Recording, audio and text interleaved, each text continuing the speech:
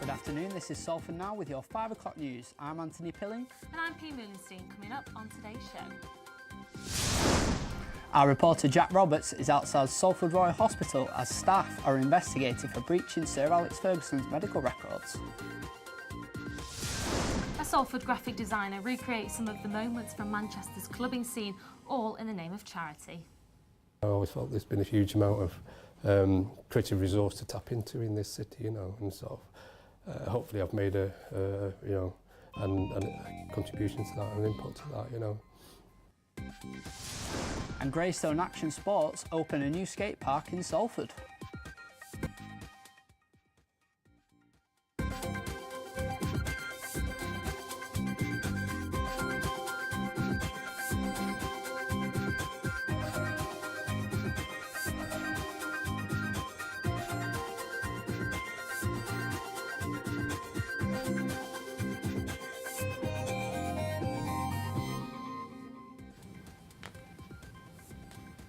Breaking news now, a leak of medical information about Sir Alex Ferguson at Salford Royal Hospital was caused by a personal file being left out in public view at a reception desk. The former Manchester United manager had an emergency operation in May after suffering a brain hemorrhage. At the weekend, it emerged that staff at the hospital are being investigated as medical records were leaked. Our reporter Jack Roberts is at the hospital for us now. So Jack, what can you tell us? Good evening. An inside source told Salford Now that documents detailing Mr Ferguson's care were left on a reception desk on a ward in full view of patients and other staff members who had no involvement in the 79-year-old's care. Dr Chris Brooks, Chief Medical Officer for Northern Care Alliance NHS Group, which runs Salford Royal Hospital, said we can confirm that a number of staff who work at Salford Royal are currently subject to investigation in relation to an information governance breach. These investigations are ongoing with the individuals concerned and are due to determine if they have access to patients' record electronically without a clinical requirement or authorisation to do so. We have apologised unreservedly to the patient and their family and will continue to keep them updated as the investigation progresses. All of our patients have the right to expect that their information will be looked after securely and accessed appropriately. We take patient confidentiality very seriously. We review our systems to ensure they support the highest standards of patient confidentiality and will take the appropriate action to ensure staff understand the seriousness of unauthorised access. Back to the studio. Thank you, Jack. Greater Manchester Police have launched a scheme designed to prevent and detect commercial robberies that happen at this time of year. It allows officers from the GMP to work with shop owners and business owners. Kits have been fitted around Manchester and use forensic marking that leaves a spray that can be detected on clothes for several weeks. Last year, this scheme led to a 25% reduction in crimes against property. Protesters took to the streets of Salford on Saturday to campaign against the broadcast of the 2019 Eurovision Song Contest in Israel, as our reporter Plona Gomez explains. A campaign to boycott the broadcast of the 2019 Eurovision took place outside the BBC in Salford. BBC, shame, shame, all the crimes in your name. BBC, shame, shame. Well, obviously this is a cultural whitewash of an attempt to present Israel as a normal country when in actual fact it's right now, as we speak, wiping out Palestinian villages. It's wiping out Khan al-Ahmar, another Palestinian village. I was in Gaza for 2 years. I was a teacher in the university in Gaza. I lost 2 of my students in Gaza, one of their entire family. She was creative. She had artistic talents. She was killed with 2 of her little babies. And these are crimes yet again and again at Gaza. And you saw the bombing. This was my students that were killed during the bombing in 2014. And yet here they are trying to present Israel as this beautiful, cultural, diverse place where they welcome the whole world, when in actual fact Palestinians are not even allowed to go home. With the conflict between Israel and Palestine, many are protesting for the Eurovision to not take place in Tel Aviv, Israel. We're here to try and encourage the BBC to consider the ethics of its coverage of Eurovision next year. So the Eurovision Song Contest is going to be in Israel in May, after they won the competition last year. Though the protest was serious, there was lots of entertainment on the day. Paloma Gomez, Salford Now.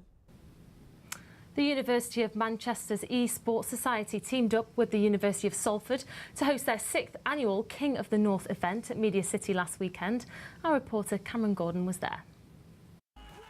Esports are big business and are growing in worldwide popularity each year, with events happening at all levels. This weekend, the University of Manchester's eSports Society hosted its own event, King of the North, at Media City. And that saw the finals of many university competitions played across the 2 days.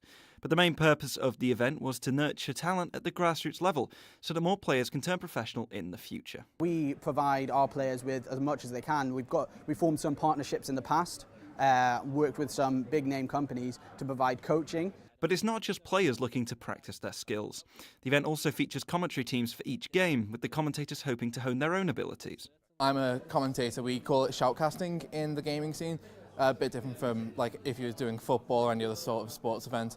But so we do shoutcasting, and there's going to be me and my co-caster, and we just commentate over the League of Legends games which are happening today. Oh boy. It's going to be a flash taunt. Will X to actually die? Roof, he's trying to get away. But there's going to be a flash pulverize. It's going to be a first blood.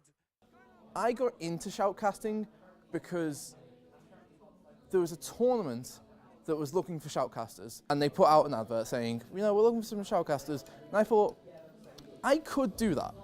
Alongside providing live access to esports competitions throughout the weekend, there's also the opportunity to sample retro games, from some of the oldest and earliest video games to some slightly more recent ones. The retro games were provided by the University of Salford as part of the support they offered to the production team of the event. We work really closely with the University of Salford, actually. They're our partners for this event. Media City is one of the main tech hubs in the UK. So it's a really easy way for us to integrate all our production costs, essentially, or everything that we need for production and broadcast into an event space, because there's a large venue as well. So we can have the live finals here, have production done in a room here, and it's a lot easier for us. University of Salford have provided so much for us as well, and we work really closely with them to make sure that this event's been great. Other partners provided activities to the public, including competitions on a variety of the games played throughout the weekend. There were also board games on offer from the Salford Gaming Society, hoping to provide a break from the screens, or virtual reality competitions available for those curious to see the future of video games. But as for the future of the growing esports scene, its popularity has been increasing in recent years, and its future could be bright. Hopefully in the future it'll become just as big as it is in other places, get big esports teams on major TV channels. BT, I know, have their own dedicated esports channel, and I'm looking forward to seeing where esports goes. Cameron Gordon, Salford Now, Media City. A graphic designer from Salford has produced a series of prints from the iconic nights at the Hacienda Club to raise money for the Forever Manchester charity. Our reporter Grace O'Hare has more.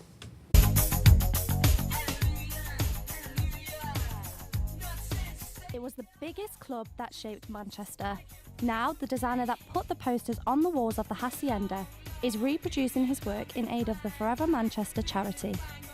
Trevor Johnson was the graphic designer behind all club nights, letting the people of not only Manchester but the world know when they could visit the famous music venue. His collection is now being sold on the charity website.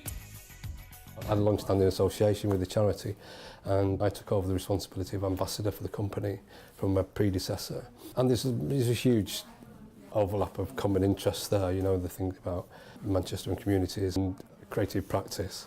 So it just clicked, and I was happy to sort of keep that going and maintain that sort of relationship, really, because they do such fantastic things. Here, Trevor shows us the original briefing he was given, which prompted him to design what would be colourful pieces of Manchester and Salford's history. Literally, there was just information that went out into the public domain. They weren't really for anything other than to let people know what was happening in the club on a particular night, and then, you know, after a week they'd disappear forever. But in revisiting that, people seem to cling on to a dynastic period in their lives and cherish those things, you know. So I keep getting asked to revisit and revive and recreate those things.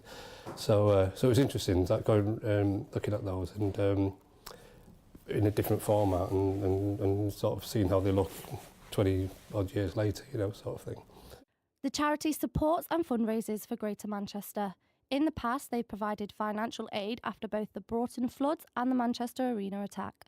They hope the iconic prints will raise their profile even further. And it created a great sense of euphoria, a great sense of happiness that brought people together. And there's a great fondness for that time from the people of Manchester, but there's also a lot of reason people came to Manchester in the first place and still come to Manchester is about the music, is about the club scene. Trevor very generously offered to reproduce some of the original artwork that he produced for the Hacienda and offer it to us. I've always felt there's been a huge amount of creative resource to tap into in this city, you know, and sort of hopefully I've made a contribution to that, an input to that, you know. Grace O'Hare, Salford Now. Well, that's pretty interesting, but I think I'm a little bit too young to remember Hacienda. Do you know anything about it, Anthony? I know it was just a big club, like, you know, back in, well, way before we were there. But I know the first UK appearance of Madonna was there too. Oh, yeah, but big Madonna fan? It's a guilty pleasure, I must admit. It's a guilty pleasure. But a lot of people didn't know that. Mm. No, I bet they didn't. So Cameron is here with the sport. So Cameron, I hear there's a new project for the skaters among us. That's right, and it's due to open to the public at the weekend. Greystone Action Sports Academy is an indoor training centre for the next generation of sportsmen and women.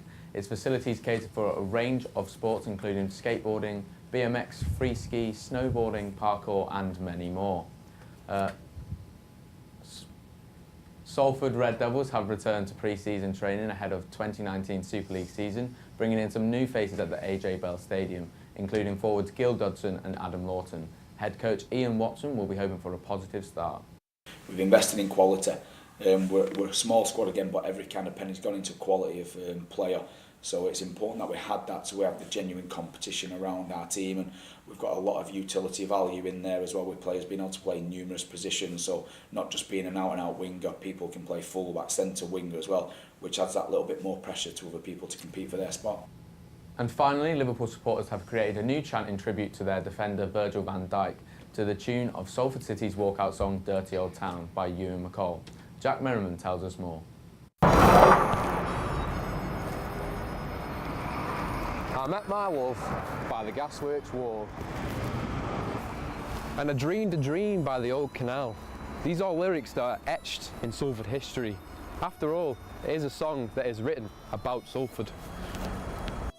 Dirty Old Town is a song that has been a staple of Salford for over 50 years now. The lyrics to the song are engraved into the walls of the Peninsula Stadium, the home of Salford City FC. Last night, Twitter was sent into meltdown after a video of Liverpool fans singing to the tune of Dirty Old Town went viral. Some see it as a sign of disrespect, but what do the people of Salford think? It's funny because I bet they don't realise where it comes from, so it shows their ignorance. I'm not sure why, because the rivalry between Manchester, Salford, Liverpool, I'm not sure why. Gonna do that, at least give him a decent song to sing it about. I just can't really understand that, to be honest with you. I think it's pretty weird. Watch him defend and we watch him score. He's a number 4. The feeling is clearly unanimous between the fans and neutrals alike. Some Twitter users were even comparing it to Salford or Manchester United fans singing their own version of You'll Never Walk Alone. Despite the controversy, Salford fans and the club will continue to use Dirty Old Town as their anthem. Jack Merriman reporting for Salford Now. Right, let's check in with Josh, who is on the Quays to give us the weather. How's it looking, Josh? I'm here at Media City today, where behind me you can see one of the new additions to the Quays as part of the exhibition, the Snowman Walk. The 12 sculptures are dotted around Media City and will be here until the 6th of January, so make sure to wrap up warm and head out and see if you can find them all. Today in Salford we have sunny intervals with light winds, moving into this evening with a cloudy night and a high of 6. It's to be a wet one tomorrow, so make sure to grab your umbrella if you're heading out or walking to work, as we'll be seeing heavy rains throughout the day with a low of 5 and highs of 10. As we move into the evening, we'll be met with light drizzle and gentle winds. And that's all from us today on Salford Now. To keep up with all your latest news, follow Salford Now on Facebook and Twitter. Or on our website, salfordnow.co.uk. Goodbye.